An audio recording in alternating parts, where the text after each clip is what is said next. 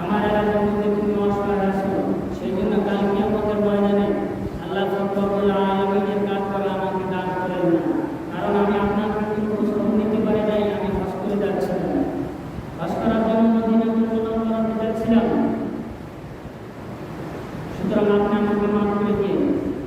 টাকাটা দিয়ে আপনি পুরোটাই ব্যবসা করবেন, এই টাকা আর আমার কোনোদিন ফেরত দিতে হবে না। আব্দুল্লাহ বিন মুবারক টাকাটা দিয়ে গরিব মানুষের টাকাটা হাতে দিয়ে চলে আসলেন। হজের মৌসুম শেষ, কয়েকদিন পরে আব্দুল্লাহ বিন মুবারকের এক বন্ধু এসে বলতেছেন যে আব্দুল্লাহ বিন মুবারক কি হজ থেকে কবে আসেন? আব্দুল্লাহ বিন মুবারক বলতেছে কই আমি তো এবার হজে যাইনি, আমি তো এবার হজে যাইনি। বন্ধু বন্ধু একটু শয়তানি বা মশকরা করতেই পারে, কি বলেন? আব্দুল্লাহ বিন মুবারকের বন্ধু বলতেছেন আপনারা আমার সাথে শয়তানি করতেছেন, আমি দেখলাম আপনি আমার সামনে কাবা শরীফ তওয়াফ করার সময় আপনি আমার সামনে বলেন সুবহানাল্লাহ। সাফা মারা যখন সাই করলাম, দৌড়দৌড়ি করলাম, তখন দেখলাম আপনি আমার সামনে দৌড়দৌড়ি করতেছেন। আপনি আবার কিভাবে বলেন যে আপনি হজ করতে যান নাই? তখন আব্দুল্লাহ বিন মুবারক সমস্ত কিছু ঘটনায় এই তার বন্ধুর কাছে খুলে বললেন।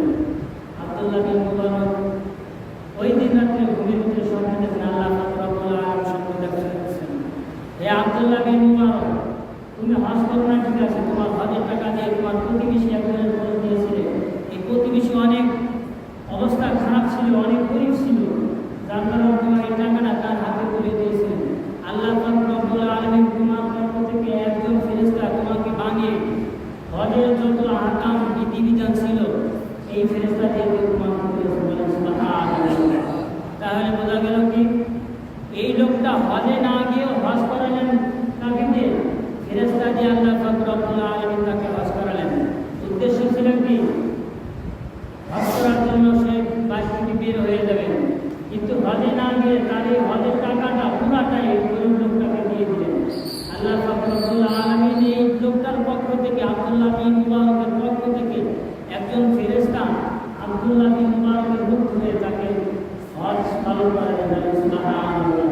তাহলে বোঝা গেল যে আমাদের সমাজে যারা আমরা দেখি যে অনেক বিত্তশালী, কিন্তু এমনও তো হতে পারে এই লোকটা আজকে অনাহারে আছে, কি বলেন? এই লোকটা আজকে না খেয়ে আছে, আমরা কিন্তু দান খয়রাত যতটুকু সব গরিব লোকের, কি বলেন? দান খয়রাত যত লোকের গরিব লোকের দেয়।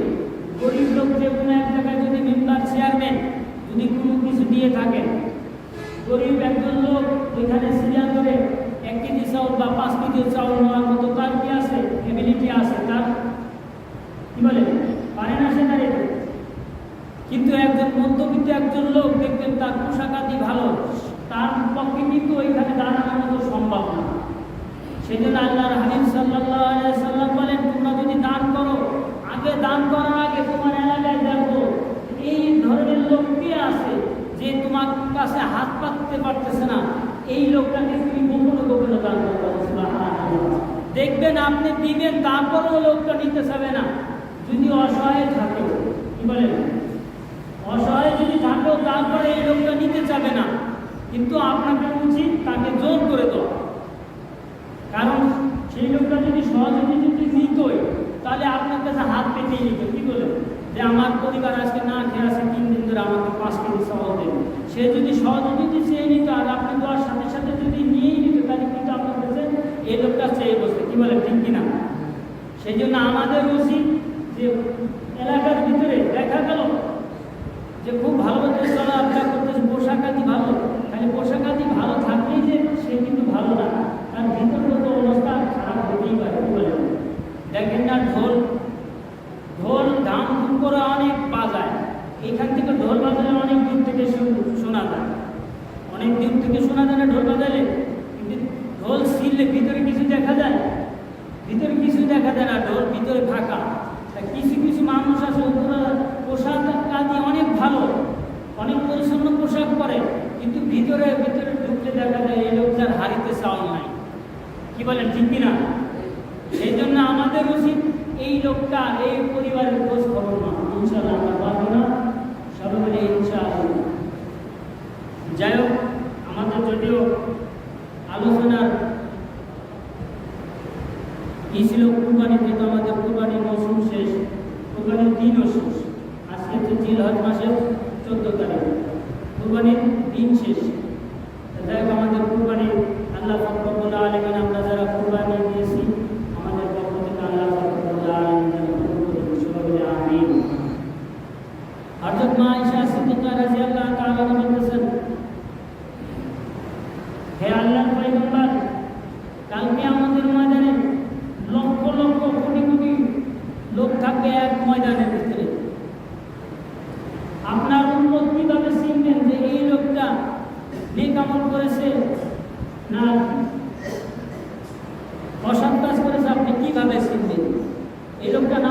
ছিল না বেনামাজি ছিল, কিভাবে চিনবে?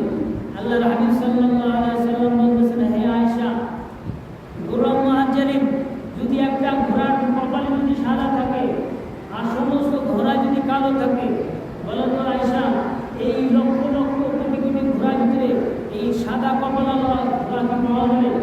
হযরত আয়েশা সিদ্দিকা রাদিয়াল্লাহু আনহা বলতেছেন যে, ইয়া রাসূলুল্লাহ, অবশ্যই লক্ষ লক্ষ কোটি কোটি ঘোড়ার ভিতরে এই সাদা মাথাওয়ালা ঘোড়া পাওয়া যাবে। আল্লাহর হাবিব সাল্লাল্লাহু আলাইহি ওয়াসাল্লাম বলতেছেন, কাল কিয়ামতের ময়দানে ঠিক ওইভাবে আমি চিনে নেব, কিয়ামতের ময়দানে আমি ওই লোকটাকে আমি ওইভাবে চিনে নেব যারা দুনিয়া থেকে ওযুর সময় যেমন আমরা ওযু করে অঙ্গ প্রত্যঙ্গ ধুই, কাল কিয়ামতের ময়দানে যে ব্যক্তি নামাজের জন্য অঙ্গ প্রত্যঙ্গ অর্থাৎ ওযু করেছিল, কাল কিয়ামতের ময়দানে এই অঙ্গ প্রত্যঙ্গগুলো নূরের মতো ঝকমক করতে থাকবে, বলেন সুবহানাল্লাহ। আর আমি ওইটা দেখে আল্লাহর হাবিব সাল্লাল্লাহু আলাইহি ওয়াসাল্লাম বলতেছেন, আর আমি ওইটা দেখে দেখে আমার উম্মতকে সাফায়াত করব, বলেন সুবহানাল্লাহ। অন্যান্য লোক বলতে দেখবেন, ইয়া রাসূলুল্লাহ, আমরা তো আপনার উম্মত, আপনি আমাদের সুপারিশ করেন। আল্লাহর হাবিব সাল্লাল্লাহু আলাইহি ওয়াসাল্লাম বলবেন, সওকান ইমান গায়রা মিন বাদি, দূর হয়ে যাও, দূরে সরে যাও, আজকে তোমার আমার উম্মত না। যদি উম্মত হতে এই লোকটার মতো তোমার হাত দিয়ে মুখ দিয়ে যেরকম নূর চমকাচ্ছে, সেইভাবে তোমার হাত দিয়ে মুখ দিয়ে নূর চমকাচ্ছে, বলেন সুবহানাল্লাহ। সুতরাং সওকান ইমান গায়রা মিন বাদি, তোমরা আমার থেকে দূর হয়ে যাও, তোমরা আমার উম্মত না। কাল কিয়ামতের ময়দানে আল্লাহর হাবিব সাল্লাল্লাহু আলাইহি ওয়াসাল্লাম যদি কোনো ব্যক্তিকে বলেন যে তুমি আমার উম্মত না, পৃথিবীর কোনো পয়গম্বরের নাই, পৃথিবীর কোনো লোকের নাই যে তাকে সহযোগিতা করে তাকে সাফায়াত করে জান্নাতে দিবে, কথা বলেন নাই? আল্লাহর হাবিব সাল্লাল্লাহু আলাইহি ওয়াসাল্লাম পৃথিবীর কেউ, তিনি ছাড়া কেউ জান্নাতে সাফায়াত করার ছাড়া দিতে পারবে না জান্নাত। কিয়ামতের ময়দানে তিনি যদি বলেন যে তুমি আমার উম্মত না, ওইখানে দ্বিতীয়বার আর সুপারিশ করার মতো কারো সাহস থাকবে না। কারণ কিয়ামতের ময়দানে সমস্ত নবীরাই ধরা খাওয়া, সমস্ত নবীরাই কি ধরা খাওয়া, এক এক করে সমস্ত নবীরাই আল্লাহ পাক রব্বুল আলামিনের কাছে বেঁধে যাবেন। সমস্ত নবীরাই ইয়া নাফসি ইয়া নাফসি ইয়া নাফসি বলে কাঁদতে থাকবে না। আমার নবী, আপনার নবী নূরুল মুজাসসাম জনাবে মুহাম্মদুর রাসূলুল্লাহ সাল্লাল্লাহু আলাইহি ওয়াসাল্লাম, তিনি একমাত্র বলবেন, ইয়া হাবলি উম্মতি ইয়া হাবলি উম্মতি, হে প্রভু আমার উম্মতের কি হবে, আমার উম্মতের কি হবে?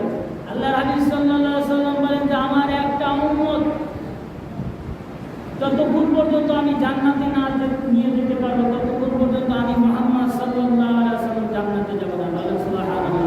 তাহলে বোঝা গেল কি এই রাসূল সাল্লাল্লাহু আলাইহি ওয়াসাল্লাম কাম করতে করা লাগবে, কি বলেন? আল্লাহ পাক রব্বুল আলামিন বলেন, ইন্না আতাইনাকাল কাউসার ফাসাল্লি লিরাব্বিকা ওয়ানহার, ইন্না আতাইনাকাল কাউসার, হে আমার বন্ধু, নিশ্চয় আমি আপনার জন্য কাউসার দান করেছি।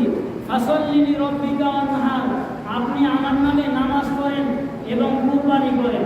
দুইটা শর্ত, কয়টা শর্ত? দুইটা শর্ত আল্লাহ পাক রব্বুল আলামিন দিয়েছেন। কোরআন শরীফের যত জায়গায় নামাজের কথা আছে, কোনোখানে কিন্তু নামাজের কথা বলে নাই যে নামাজ পড়ো, কি বলছে? সব জায়গায় নামাজ কায়েমের কথা বলেছেন, কিন্তু সূরা কাউসারের ভিতরে আল্লাহ পাক রব্বুল আলামিন বলতেছেন ফাসাল্লি লিরাব্বিকা ওয়ানহার, ফাসাল্লি, নামাজ পড়ো, রব্বিকা ওয়ানহার, তোমার প্রভুর নামে কুরবানি করো, দহন করো। কুরবানিটা কি?